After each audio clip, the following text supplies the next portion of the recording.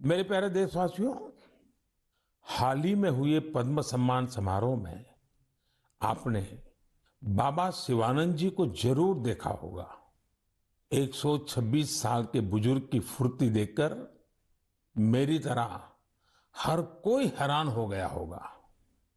और मैंने देखा, पलक झपकते ही वो नंदी मुद्रा में प्रणाम करने लगे। मैंने भी बाबा शिवानंद जी को झुककर बार बार प्रणाम किया। 126 वर्ष की आयु और बाबा शिवानंद की फिटनेस दोनों आज देश में चर्चा का विषय है। मैंने सोशल मीडिया पर कई लोगों का कमेंट देखा कि बाबा शिवानंद अपनी उम्र से 4 गुना कम आयु से भी ज्यादा फिट है। वाकई बाबा शिवानंद का जीवन हम सभी को प्रेरित करने वाला है। मैं उनकी दीर्घ आयु की कामना करता हूं। उनमें योग के प्रति एक पैशन है और वे बहुत हेल्दी लाइफस्टाइल जीते हैं। जीवेम शरदः शतम।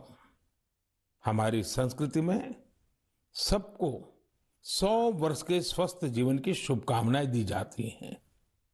हम 7 अप्रैल को विश्व स्वास्थ्य दिवस मनाएंगे। आज पूरे विश्व में हेल्थ को लेकर भारतीय चिंतन, चाहे वो योग हो या आयुर्वेद, इसके प्रति रुझान बढ़ता जा रहा है। अभी आपने देखा होगा कि पिछले ही सप्ताह कतर में एक योग कार्यक्रम का आयोजन किया गया। इसमें 114 देशों के नागरिकों ने हिस्सा लेकर एक नया वर्ल्ड रिकॉर्ड बना दिया। इसी तरह से आयुष इंडस्ट्री का बाजार भी लगातार बड़ा हो रहा है। 6 साल पहले आयुर्वेद से जुड़ी दवाइयों का बाजार 22,000 करोड़ रुपए के आसपास का था।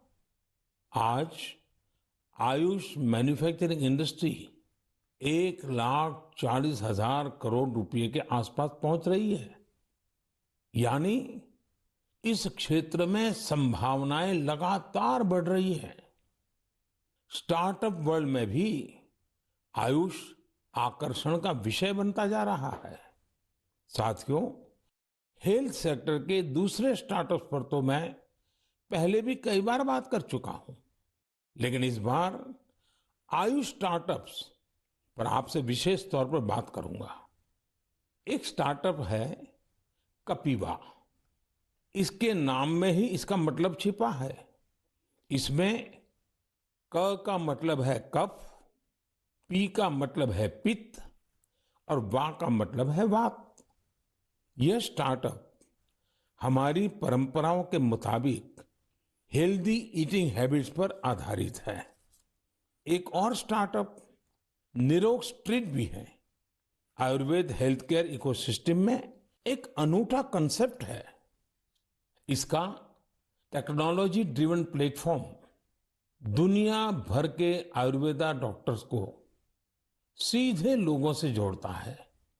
50,000 से अधिक प्रैक्टिशनर्स इससे जुड़े हुए हैं। इसी तरह आत्रेय इनोवेशंस एक हेल्थ केयर टेक्नोलॉजी स्टार्टअप है जो होलिस्टिक वेलनेस के क्षेत्र में काम कर रहा है। इक्सोरियल ने न केवल अश्वगंधा के उपयोग को लेकर जागरूकता फैलाई है, बल्कि टॉप क्वालिटी प्रोडक्शन प्रोसेस पर भी बड़ी मात्रा में निवेश किया है। क्योरवेदा ने जड़ी बूटियों के आधुनिक शोध और पारंपरिक ज्ञान के संगम से होलिस्टिक लाइफ के लिए डाइटरी सप्लीमेंट्स का निर्माण किया है। साथियों, अभी तो मैंने कुछ ही नाम गिनाए हैं। ये लिस्ट बहुत लंबी है।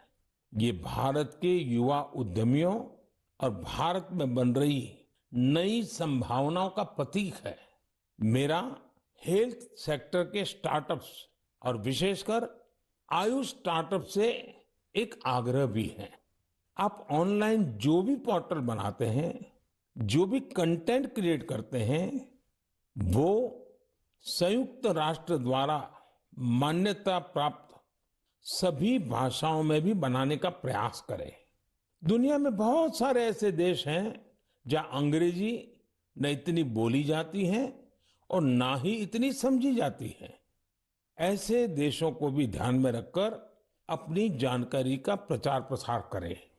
मुझे विश्वास है भारत के आयुष स्टार्टअप्स बेहतर क्वालिटी के प्रोडक्ट्स के साथ जल्द ही दुनिया भर में छा जाएंगे।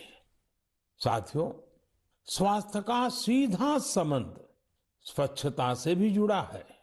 मन की बात में हम हमेशा स्वच्छता के आग्रहियों के प्रयासों को जरूर बताते हैं। ऐसे ही एक स्वच्छाग्रही हैं चंद्र किशोर पाटिल जी। ये महाराष्ट्र में नासिक में रहते हैं। चंद्र किशोर जी का स्वच्छता को लेकर संकल्प बहुत गहरा है। वो गोदावरी नदी के पास खड़े रहते हैं और लोगों को लगातार नदी में कूड़ा कचरा न फेंकने के लिए प्रेरित करते हैं। उन्हें कोई ऐसा करता दिखता है तो तुरंत उसे मना करते हैं।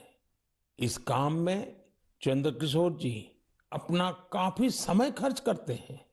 शाम तक उनके पास ऐसी चीजों का ढेर लग जाता है जो लोग नदी में फेंकने के लिए लाए होते हैं। चंद्र किशोर जी का ये प्रयास जागरूकता भी बढ़ाता है और प्रेरणा भी देता है। इसी तरह एक और स्वच्छाग्रही हैं ओडिशा में पुरी के राहुल महाराणा। राहुल हर रविवार को सुबह सुबह पुरी में तीर्थ स्थलों के पास जाते हैं और वहां प्लास्टिक कचरा साफ करते हैं। वो अब तक सैकड़ों किलो प्लास्टिक कचरा और गंदगी साफ कर चुके हैं। पुरी के राहुल हो या नासिक के चंद्रकिशोर, ये हम सबको बहुत कुछ सिखाते हैं। नागरिक के तौर पर हम अपने कर्तव्यों को निभाएं, चाहे स्वच्छता हो, पोषण हो या फिर टीकाकरण। इन सारे प्रयासों से भी स्वस्थ रहने में मदद मिलती है। मेरे प्यारे देशवासियों, आइए बात करते हैं केरला के मुपट्टम श्री नारायणन जी की। उन्होंने एक प्रोजेक्ट की शुरुआत की है जिसका नाम है pots for water of life. आप जब इस प्रोजेक्ट के बारे में जानोगे तो सोचेंगे कि क्या कमाल का काम है। साथियों, मुपट्टम श्रीनारायण जी गर्मी के दौरान पशु पक्षियों को पानी की दिक्कत ना हो, इसके लिए मिट्टी के बर्तन बांटने का अभियान चला रहे हैं। गर्मियों में वो पशु पक्षियों की इस परेशानी को देखकर खुद भी परेशान हो उठते थे। फिर उन्होंने सोचा कि क्यों न वह खुद ही मिट्टी के बर्तन बांटने शुरू कर दे, ताकि दूसरों के पास उन बर्तनों में सिर्फ पानी भरने का ही काम रहे। आप हैरान रह जाएंगे कि नारायण जी द्वारा बांटे गए बर्तनों का आंकड़ा 1 लाख को पार करने जा रहा है। अपने अभियान में 1 लाखवां बर्तन वो गांधी जी द्वारा स्थापित साबरमती आश्रम में दान करेंगे। आज जब गर्मी के मौसम ने दस्तक दे दी है तो नारायण जी का यह काम हम सबको जरूर प्रेरित करेगा और हम भी इस गर्मी में हमारे पशु पक्षी मित्रों के लिए पानी की व्यवस्था करेंगे। साथियों, मैं मन की बात के श्रोताओं से भी आग्रह करूंगा कि हम अपने संकल्पों को फिर से दोहराएं। पानी की एक एक बूंद बचाने के लिए हम जो भी कुछ कर सकते हैं वो हमें जरूर करना चाहिए। इसके अलावा पानी की रिसाइकलिंग पर भी हमें उतना ही जोर देते रहना है। घर में इस्तेमाल किया हो जो पानी गमलों में काम आ सकता है, गार्डनिंग में काम आ सकता है, वो जरूर दोबारा इस्तेमाल किया जाना चाहिए। थोड़े से प्रयास से आप अपने घर में ऐसी व्यवस्थाएं बना सकते हैं।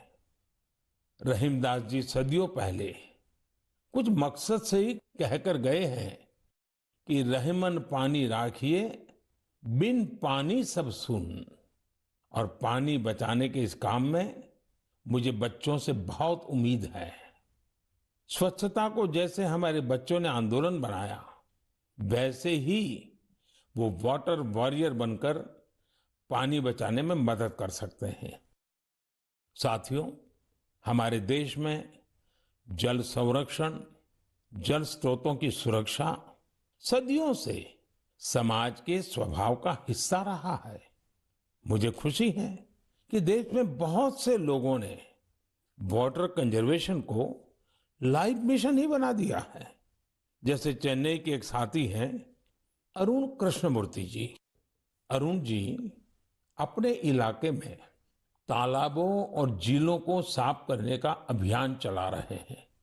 उन्होंने 150 से ज्यादा तालाबों, झीलों की साफ सफाई की जिम्मेदारी उठाई और उसे सफलता के साथ पूरा किया। इसी तरह महाराष्ट्र के एक साथी रोहन काले हैं। रोहन पैसे से एक एचआर प्रोफेशनल है। वो महाराष्ट्र के सैकड़ों स्टेप वेल्स यानी सीढ़ी वाले पुराने कुओं के संरक्षण की मुहिम चला रहे हैं। इनमें से कई कुएं तो सैकड़ों साल पुराने होते हैं और हमारी विरासत का हिस्सा होते हैं। सिकंदराबाद में बंसीलाल पेट कुआं एक ऐसा ही स्टेप वेल है। बरसों की उपेक्षा के कारण ये स्टेप वेल मिट्टी और कचरे से ढंक गया था, लेकिन अब वहां इस स्टेप वेल को पुनर्जीवित करने का अभियान जन भागीदारी से शुरू हुआ है। साथियों, मैं तो उस राज्य से आता हूं जहां पानी की हमेशा बहुत कमी रही है। गुजरात में इन स्टेप वेल्स को वाव कहते हैं।